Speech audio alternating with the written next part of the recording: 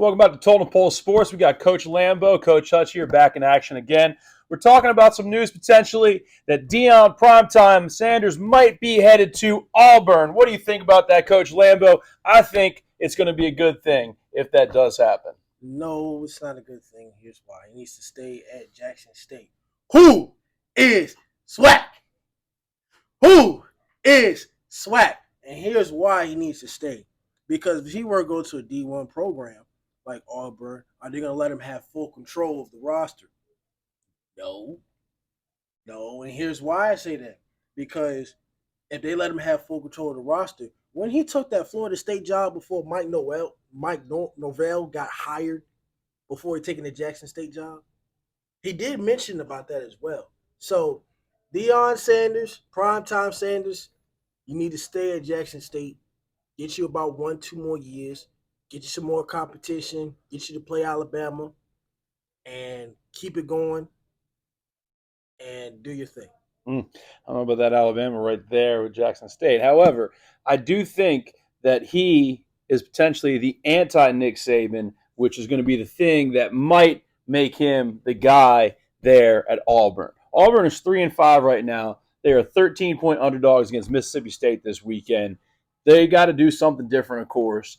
It might be the right thing to do. Now, the question for me is, how much money are they going to offer him? Are they going to spend a total boatload of money for a potential 1-2 years that might go a certain way?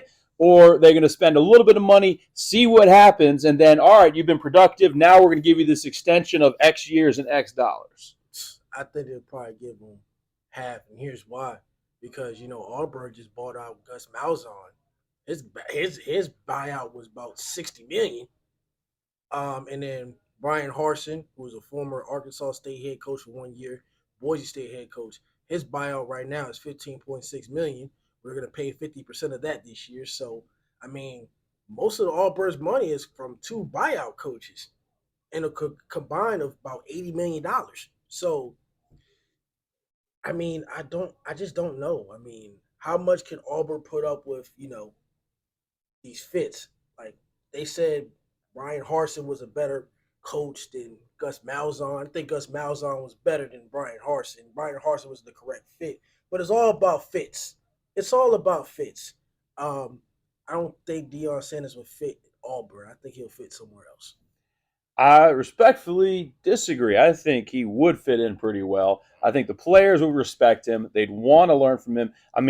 There are players around the country at high school levels that watch his pregame speeches to get pumped up for games. The guy has something special about him. People love to watch him. People love to hear him. People know what he's done and what he's capable of.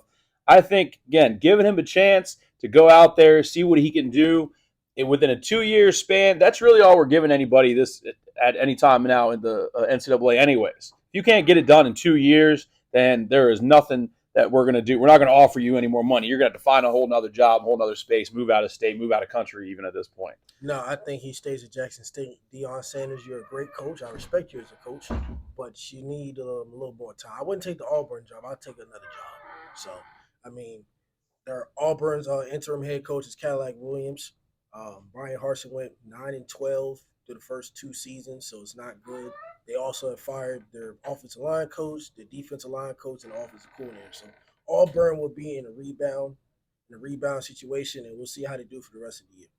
All right. I do think it's going to be an interesting thing if it does happen. If it doesn't happen, we're still going to be watching him there because he is a fantastic guy to watch, especially when you see all this stuff on YouTube, all things going on in his program. But that is it for Totem Pole Sports, Totem Pole Nation. Thank you all for watching. Appreciate it. We're at 4K subscribers now. That's a big deal. We seriously greatly appreciate it. Thanks for the likes, the shares, the comments, subscribes, all that good stuff. Check out the videos below. Let us know what you think. Let us know what you want to hear about next. We're pretty much ready to talk about anything, and we are better than the common man at Barstool Sports. I'm sorry. We are Totem Pole Nation, and we will be better, and we are better.